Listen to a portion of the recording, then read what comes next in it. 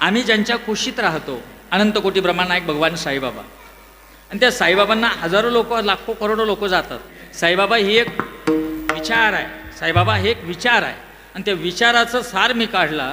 साईबाबा असं म्हणतात जगाला, तुम्ही जीवन कसं जगणार?